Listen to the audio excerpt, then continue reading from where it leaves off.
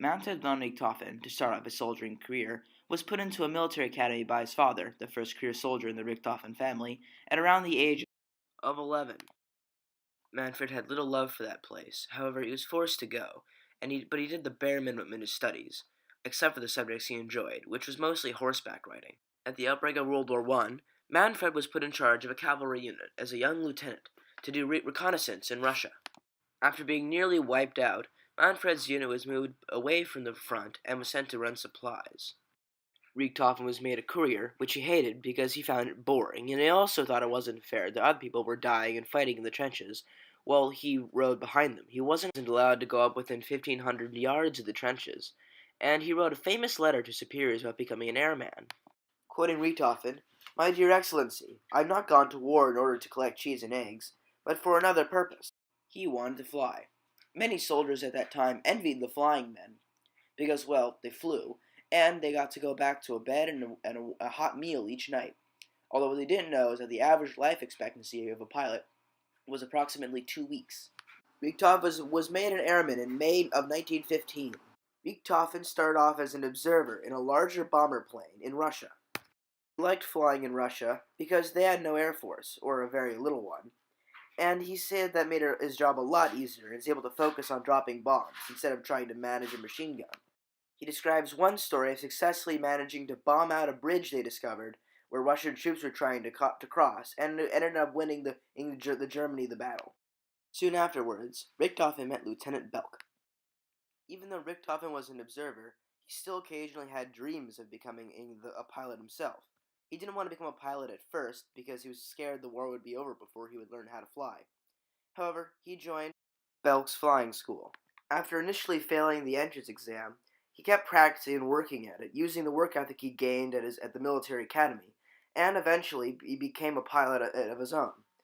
He quickly rose to the ranks and did very well due to his experience as a marksman, and he had very good aim, and this let him shoot down many planes. Unlike many pilots at the time who were more focused on stunts and tricks to win their duels, Richthofen was more cautious, which led him to survive longer. He also developed novel tactics, such as swooping down from the sun to blind and confuse his opponents. A few months later, his mentor, Bokel, was killed in action. On that day, Manfred went up into the air again and shot down a plane as personal vengeance, and that got him enough planes to earn the title of Ace. Also, after Bokel was shot down, there was now an open spot for whoever would become the next top pilot of Germany.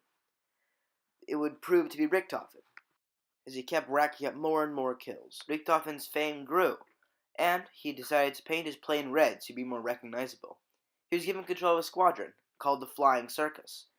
They also painted their planes red, however with different color schemes, like red and green, red and black, etc.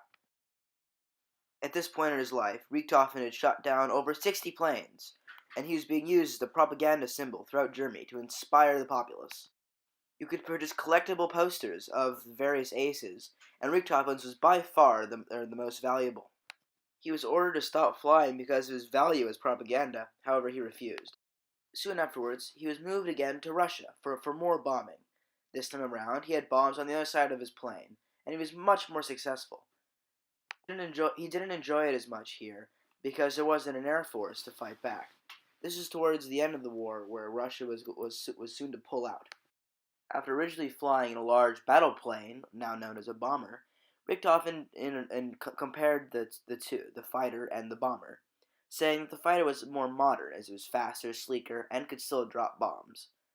And he said that in the future, we'll probably have planes where you stick your arms in the wings and your legs in the back, and you can zip along. Richthofen eventually reached a grand total of 80 planes shot down, and had been shot down a few times himself.